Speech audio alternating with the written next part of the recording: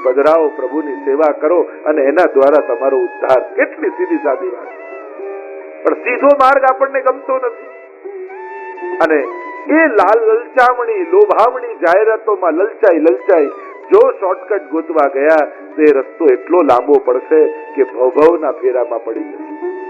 એટલે અત્યારના સમયમાં ક્યાંય બહુ ભટકવા જેવું નથી, ક્યાંય બહુ લલચાવા જેવું નથી. શાસ્ત્રોએ કહ્યું, ગીતાજી ભાગવતજી વાંચો, ચોખ્ખી વાત ભગવાનને ભજવાની, ઠાકોરજીની આરાધના કરો, સેવા કરો, ઉપાસના કરો અને પોતાની જાતનો ઉદ્ધાર કરો. બાકી જો કોઈના પેલામાં પ્રવાહમાં આયા તો છે ને એ ગુમાવી બેસશે. જે ભક્તિનું ભાતું ભેગું કર્યું છે ને એ હાથમાંથી જતું રહેશે. એટલે કલિયુગમાં ક્યાંય લલચાવવું છે. કારણ કે ખલ ધર્મિણી પાખંડ પ્રચુરે લોકે કૃષ્ણ એવ ગતિર્મમે. કારણ કે પાખંડ યુક્ત માર્ગ આ કાળ ચાલી રહ્યો છે અને એટલા માટે ઓળખાવવું ઘણું અઘરું છે. અને એટલા માટે મહાપ્રભુજી આગળ કહે, દેશને સમજાવતા, અને મ્લેચ્છો વડે જે તીર્થો આદિમાં ઉત્તમ સ્થાનોમાં જેમનું અતિક્રમણ થયું અને એને કારણે આ સ્થાનો પણ, આ પવિત્ર સ્થાનો પણ જાણે પાપના અડ્ડા બની ગયા હોય એવું થઈ ગયું. સત્પીડા વ્યગ્ર લોકેશુ કૃષ્ણ એવ ગતિર્મમ. સત્પુરુષોને જ્યાં વ્યગ્રતા થઈ રહી છે, પીડા અપાઈ રહી છે, એવા સમયે કૃષ્ણ એ જ આપણી ગતિ, એ જ આપણો આશ્રય છે. અને ચારે બાજુ જુઓ, જેટલું મોટા શહેરોમાં પાપ ન થતું હોય ઘણી વાર તીર્થોમાં એવું થઈ જાય.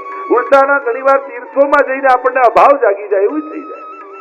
અને એટલા માટે એવો કોઈ દેશ, એવા કોઈ સ્થળ નથી રહ્યા કે જ્યાં કૃષ્ણની સહજમાં પ્રાપ્તિ થઈ શકે.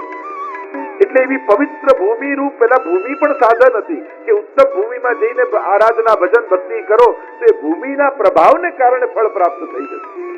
હવે એ ભૂમિ પણ પોતાનો પ્રભાવ ગુમાવી ચૂકી છે અને એટલા માટે કૃષ્ણ એ જ આપણી એકમાત્ર ગતિ છે. એમ કહેતા આગળ મહાપ્રભુજી કહે, ગંગાજી જેવા પરમ પાવન તીર્થોમાં પણ દુષ્ટોનો પ્રભાવ થઈ ગયો છે, દુષ્ટોથી છવાઈ ગઈ છે. અને તીર્થોના દેવતાઓ પણ હવે પોતાના આધિક દૈવિક સ્વરૂપોથી તિરોધાન થઈ ગયા છે. જે પ્રાચીન સમયમાં ગંગાજી પ્રગટ થઈને દર્શન આપતા, યમુનાજી પ્રગટ થઈને દર્શન આપતા, તીર્થોના દેવતાઓ પ્રગટ થઈને આવતા. આપણે તો વાર્તા સાહિત્ય આદિમાં 84 બેઠકના ચરિત્રમાં જોઈએ કે મહાપ્રભુજી કથા કરતા હોય, પારાયણ કરતા હોય ભાગવતજીનું, અને એ સ્થળના દેવતા, તીર્થના દેવતાઓ શ્રવણ કરવા આવતા. એ ત્યાંની નદીઓ દેવી સ્વરૂપે આવીને શ્રવણ કરતા. પણ આ કલયુગના પ્રભાવને કારણે એમના આદિ દૈવિક સ્વરૂપો જતા રહ્યા છે. એટલે કૃષ્ણ જ આપણી ગતિ છે.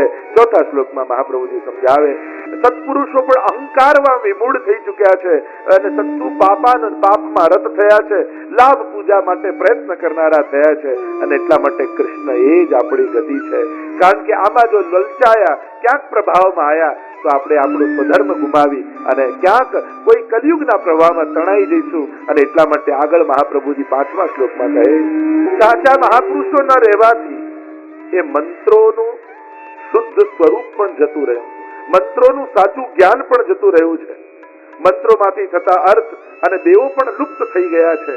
અને એવા સમયે કૃષ્ણ જ આપણી ગતિ છે. કારણ કે મંત્ર નહીં, એ આરાધના કરનારા, એનો જાપ કરનારા, એની વિધિપૂર્વક કઈ રીતે જાપ કરવું, આ બધા મંત્રોના વિધાનો પણ જતા રહ્યા છે. શુદ્ધ મંત્રો બોલનારા કોઈ રહ્યું નથી. અને આપણે ઉલટાનું એ આગ્રહ પણ રાખતા નથી. લગ્ન હોય તો ભૂદેવને જ કે થોડું વહેલું બતાવજો ને.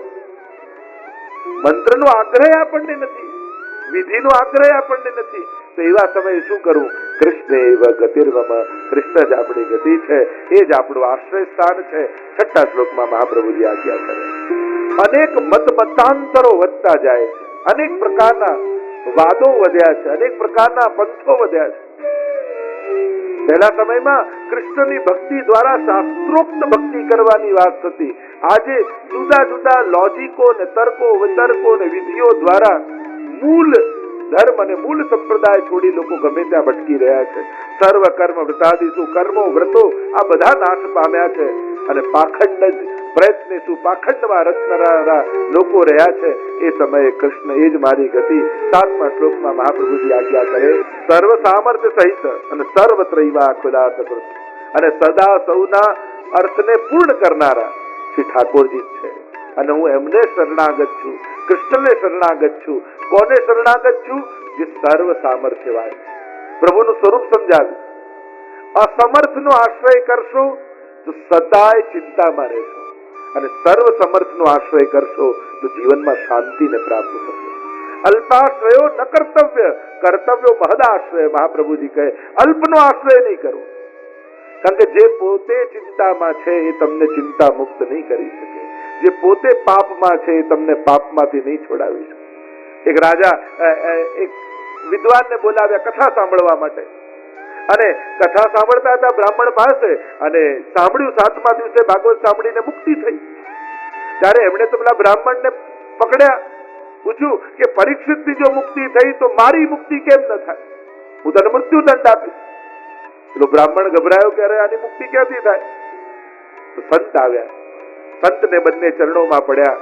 તો કે આ સુખદેવજીનું સાંભળી પરીક્ષિતની મુક્તિ થઈ તો અમારી બંનેની મુક્તિ કેમ નહીં? ત્યારે સંતે કહ્યું કે રાજાએ કહ્યું એનો જવાબ આપો મહાત્મા. ત્યારે કહ્યું જવાબ આપવું પડે, એની યુક્તિ કરવી પડે કે એક થાંભલામાં રાજાને બાંધો, બીજા થાંભલામાં બ્રાહ્મણને બાંધો, બંનેને બાંધ્યા, અને સંતે કહ્યું કે હવે તમે એકબીજાને છોડાવો. અમે બંને બંધાયેલા છીએ, કઈ રીતે છોડાવીએ? બંનેમાંથી એક છૂટે હોય તો બીજાને છોડાવે. સંતે કહ્યું બસ આ જ જવાબ છે, બંને બંધાયેલા હોય તો છોડાવે ક્યાંથી બીજાને? કોઈ એક મુક્ત હોય તો બીજાને ખોલાવે. કહ્યું સર્વ સામર્થ્ય, પ્રભુ સર્વ સામર્થ્યવાન છે. ક્યારે પણ પ્રભુના સામર્થ્ય ઉપર શંકા કરવી નહીં. ઢીલ કારજ में है नहीं विश्वास ही की ढील. અરે તો કહે છે પ્રભુના સામર્થ્ય કે પ્રભુના કાર્યમાં ઢીલ નથી, આપણા ભરોસામાં ઢીલ છે. કમી પ્રભુના સામર્થ્યમાં નથી, આપણા વિશ્વાસમાં કમી હોય છે. બાકી એ તો બધાનું પૂરું કરે છે, અને જે બધાનું કરે છે એ તમારું કરશે. એટલે મહાપ્રભુજી કહે 11મા શ્લોકમાં કે આ કૃષ્ણ આશ્રય જે ઠાકોરજીની સન્મુખ કરશે, નિશ્ચિત તસ્યાશ્રયો ભવેત કૃષ્ણ, તેનો આશ્રય શ્રી કૃષ્ણમાં થશે. ઇતિ શ્રી વલ્લભો બ્રવીત. એવું શ્રી વલ્લભ કહી રહ્યા છે. આ શ્રી વલ્લભની વાણી છે, આ વાકપતેની વાણી છે, એ ક્યારે નિષ્ફળ ન જાય. અને એટલા માટે કૃષ્ણાશ્રયનો પાઠ વૈષ્ણવે અવશ્ય ઠાકોરજીની સન્મુખ કરવો જોઈએ. આ નિત્ય નિયમમાં આ કૃષ્ણાશ્રયનો પાઠ હોવો જ જોઈએ. એ પાઠ કરવા માત્રથી ઠાકોરજીનો આશ્રય સિદ્ધ થશે. એમ મહાપ્રભુજીના વચન છે. કૃષ્ણાશ્રય ગ્રંથને આપણે સંપૂર્ણ કરીએ. ઇતિ શ્રીમદ વલ્લભાચાર્ય વિરચિતમ કૃષ્ણાશ્રય ગ્રંથ સંપૂર્ણમ. ત્યાર પછીનો ગ્રંથ લગભગ બધાને આવડતું હશે, ચતુશ્લોકી.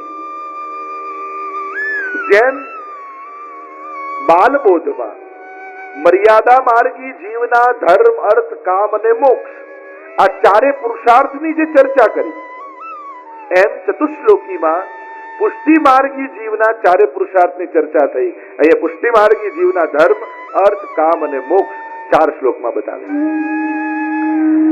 પ્રસિદ્ધ કથા છે, આ બધા જાણો છો. એમ રાણા વ્યાસ માટે આ ગ્રંથ રચાયો. મદ હતો વિદ્વત્તાનો, શાસ્ત્રાર્થ કરવા ગયા ને હાર્યા. પ્રભુને કૃપા કરવી છે એટલે અહંકાર નું પોષણ ન કરે, દીનતા પ્રગટાવે. કહ્યું કે આત્મઘાત કરી લો.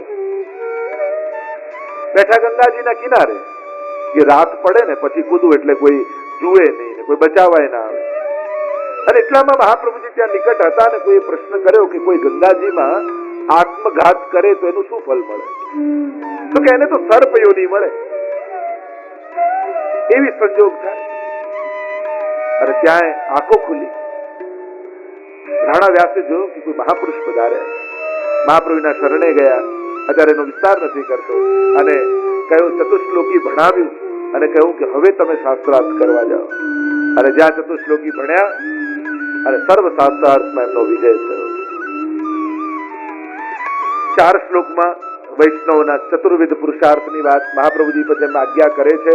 પુષ્ટિ માર્ગે હરિદાસ્યમ ધર્મ, અર્થો હરિરેવહિ, કામો હરિર્દૃક્ષૈવ, મોક્ષ કૃષ્ણસ્ય ચેત ધ્રુવમ.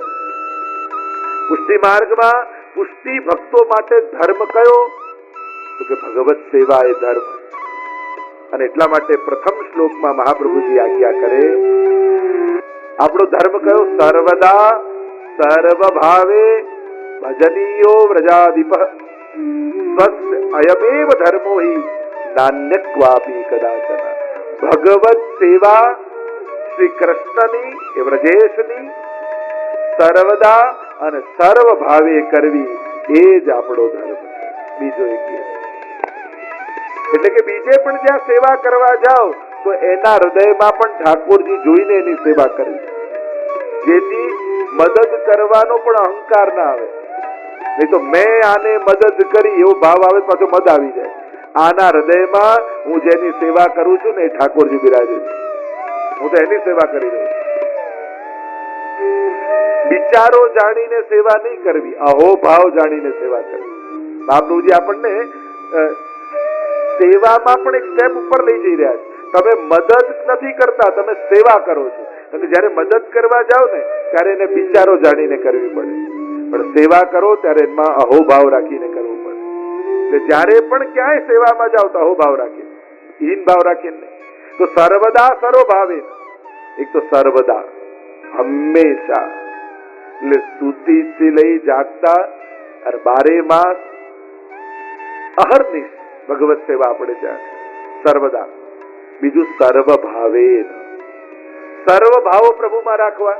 આપણે ત્યાં 5 ભાવ પ્રધાન રૂપે છે: શાંત ભાવ, સ્વામી સેવક ભાવ, વાત્સલ્ય ભાવ, સાખ્ય ભાવ અને માધુર્ય ભાવ. પ્રભુમાં સર્વ ભાવથી આપણે લાલ લડાવી. આપણે સેવામાં તમે એમ જોવા જાઓ તો કીર્તન સાહિત્યમાં મંગળાથી શહેર સુધી જુઓ તો બંને ભાવ તમને જોવા મળે. નંદાલયનો ભાવ ને નિકુંજનો ભાવ. મંગળા નંદાલયમાં થાય ને મંગળા ગિરિરાજજીની કંદરાઓમાં થાય. ગોવર્ધન ગિરી સઘન કંદરા રહેન નિવાસ કિયો પિય પ્યારી. એટલે સર્વ ભાવે સેવા થાય. એટલે ઘણા કે તમારે તો બાલકૃષ્ણની સેવા ને, ખાલી બાલકૃષ્ણની નથી, અમારે તો સર્વ ભાવની સેવા છે. અમારો લાલન શૃંગાર કરીને પલ્લામાં ઝૂલતો હોય ત્યારે બાલ ભાવે થાય, અને રાજભોગમાં કુંજનો મનોરથ કરીએ તો એ કિશોરે થઈ જાય. તમે હવેલીમાં પીછવાઈ જુઓ, પેલી ચિત્રકારી કરેલી, એમાં તમને એકે પીછવાઈમાં બાલકૃષ્ણ દેખાય છે? બધે ઠાડા કૃષ્ણ જ છે. 7 સ્વરૂપમાં એક ખાલી બાલકૃષ્ણલાલજી છે, બાકી બધા કિશોર સ્વરૂપો જ છે. એટલે અહીંયા તો સર્વ ભાવ છે. ત્વમેવ માતા ચ પિતા ત્વમેવ, ત્વમેવ બંધુ ચ સખા ત્વમેવ. આપણે તો સર્વ ભાવ. એ જ અમારો સ્વામી છે. રક્ષાબંધન આવે તો રક્ષાએ ધરાવીએ, અને આપણે ત્યાં એને બાલક પદે પલ્લાય ઝુલાવીએ, અને એ આપણો પતિ પણ થઈ જાય. એક પ્રભુ એવા છે જેમાં સર્વ ભાવો થાય. સર્વ ભાવે, આનો ઘણો વિસ્તાર કરી શકાય આ શબ્દના, પણ આપણી પાસે એટલો સમય નથી. સર્વ ભાવેન ભજનીય વ્રજાધિપ ભજ સેવાયામ. મેં પહેલા જ કહ્યું, શાસ્ત્રોમાં ભજન શબ્દ આવે તો ભજ ધાતુ સંસ્કૃતમાં સેવાના અર્થમાં છે. ભજ સેવાયામ, સેવવા. ભજનીયો કોને? વ્રજાધિપ, જે વ્રજના અધિપતિ છે ને. આપણો આરાધ્ય કોણ? તો કે જો બાલ ભાવ છે તો યશોદોત્સંગ લાલિત, કિશોર ભાવ છે તો સ્વામીજીના હૃદય કુંજમાં રમણ કરતા એ શ્રી કૃષ્ણ. વ્રજાધિપ એ આપણો આરાધ્ય છે. સત્યાયમેવ ધર્મો હિ, એ જ આપણો ધર્મ. જેમ આ ચતુશ્લોકીને વૃત્રાસુ ચતુશ્લોકી સાથે સરખાવવામાં આવે. ભાગવતજીમાં પણ અનેક ચતુશ્લોકીઓ છે. તો વૃત્રાસુરે પણ આ 4 શ્લોકમાં ધર્મ, અર્થ, કામ અને મોક્ષ બતાવે. દાસાનુદાસો ભવિતા, દાસનો દાસ થાવ. મનસ્મરેતા, મન આપનું સ્મરણ કર્યા કરે.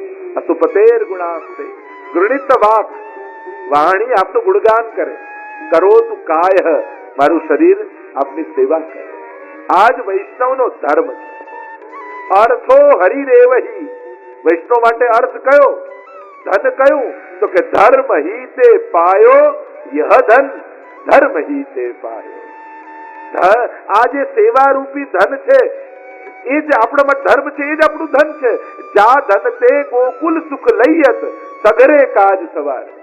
કે જે ધનથી વ્રજનું સુખ મળે, તો કયા ધનથી વ્રજનું સુખ મળે? તો કે આપણે ઘરે બિરાજતા લાલન, એના થકી વ્રજનો આનંદ આપણને મળે. તો એ જ આપણું ધન. અને એટલા માટે જયારે વૃત્રાસુરને માંગવાનું કહ્યું ને, કામો હરિર્દિદૃક્ષૈવ, प्रभु को देखने की इच्छा, प्रभु को स्पर्शने की इच्छा, प्रभु को गाने की इच्छा, यही काम है. પ્રભુ આપને જોવાની લાલસા. કઈ રીતે? અજાત પક્ષા, નાના નાના ચકલીના બચ્ચાઓ માં જયારે ચરણ લઈને આવે અને એ માને જોઈને ચીચી ચીચી કરીને જે આખું આકાશ ગજવી દે, એમ ભગવાનને જોઈને એમના દર્શનની આવી લાલસા થાય. કન્યમ યથાવત્સ તરાક્ષુધાર્થા, જેમ ભૂખ્યું થયેલું વાછરડું માને આવતું જુએ ને કૂદકા મારતો મારતો મા પાસે પહોંચે, આવી લાલસા થાય. પ્રિયમ પ્રિયેવ વિશિતમ મિષન્ના, એક પ્રિયા જેમ પ્રિયતમને જોવા માટે લાલાયિત રહે. અખિયા હરિ દર્શન કી પ્યાસી, દેખ્યો જાત ચાહત કમલ નયન કો, નિસ્તિન રહત ઉદાસી. કિમ પરમ બ્રૂહી લૌકિકૈ વૈદિકૈ, જેને સર્વાત્મ ભાવે ઠાકોરજીને ગોકુલાધીશને હૃદયમાં ધારણ કર્યા છે, એને લૌકિક વૈદિક થી શું? જેનું ચિત્ત પ્રભુમાં છે અને સર્વસ્વ કરી પોતાના સર્વસ્વ જાણીને પુરુષોત્તમને હૃદયમાં પધરાવ્યા છે, એને પછી લૌકિક વૈદિકનું કોઈ પ્રયોજન રહેતું નથી. અને એટલા માટે એ જ વૈષ્ણવનો કામ પુરુષાર્થ પ્રભુને પામવાની ઈચ્છા. છેલ્લે મોક્ષ પુરુષાર્થને સમજાવતા મહાપ્રભુજી આજ્ઞા કરે, અને એ ચરણ ક્યારે છોડવાની, સ્મરણ ક્યારે છોડવું નહીં, કારણ કે એ જ આપણું સર્વસ્વ છે. મોક્ષ કૃષ્ણસ્ય ચેત ધ્રુવમ, ચિત્ત પ્રભુના ચરણોમાં લાગી જવું એ જ વૈષ્ણવનો મોક્ષ છે. વૈષ્ણવનો મોક્ષ કઈ જન્મ મરણમાંથી છૂટવું એ નથી, કારણ કે જે આનંદ આ ભૂલોકમાં છે ને એવો આનંદ તો કોઈ લોકમાં નથી. ભાગ્યના વલ્લભ ભૂતલાય, આ ભૂતલ પર પધાર્યા, મહાપ્રભુજી કૃપા કરી, કારણ કે અન્ય લોકોમાં કદાચ ગતિ થાય તો એ કર્મોના ભોગ રૂપે, પણ ભક્તિ તો કેવલ ભૂલોકમાં સુલભ છે. એટલે તો કહ્યું ભૂતલ ભક્તિ પદાર્થ મોટું, કારણ કે આ ભૂતલનું કોઈ વિશેષ પદાર્થ હોય તે ભક્તિ છે, કારણ કે અન્ય કોઈ લોકમાં ભક્તિ થઈ શકતી. તમે ક્યારેક કોઈ એવો ફોટો જોયો કે સ્વર્ગમાં કોઈ દેવતા બેઠા બેઠા માળા ફેરવતા હોય, પાઠ કરતા હોય, સેવા કરતા હોય? કારણ કે તે ત્યાં સ્વર્ગમાં દેવતાઓના ભાગ્યમાં એ છે જ નહીં. કારણ કે સ્વર્ગના સુખોમાં એવા ખોવાઈ જાય છે દેવતાઓ કે એમને પણ ભગવાન યાદ આવતા નથી. અરે સ્વર્ગના સિંહાસનમાં બેઠા બેઠા પણ ઇન્દ્રને સતત ભય લાગ્યા કરે છે કે ક્યાંક કોઈ મારું ઇન્દ્રાસન કોઈ લઈ ન લે. પણ કોઈ ભૂતલ પર બેસેલો ફકીર ભક્ત નિર્ભય થઈને બેઠો હોય છે, એક રાજાની જેમ બેઠો હોય છે, કારણ કે એના હૃદયમાં ભક્તિનું પ્રાગટ્ય હોય છે. તો ચિત્ત પ્રભુના ચરણોમાં લાગી જવું એ જ મોક્ષ પુરુષાર્થ, જે વૃત્રાસુરે પણ વાત કરી.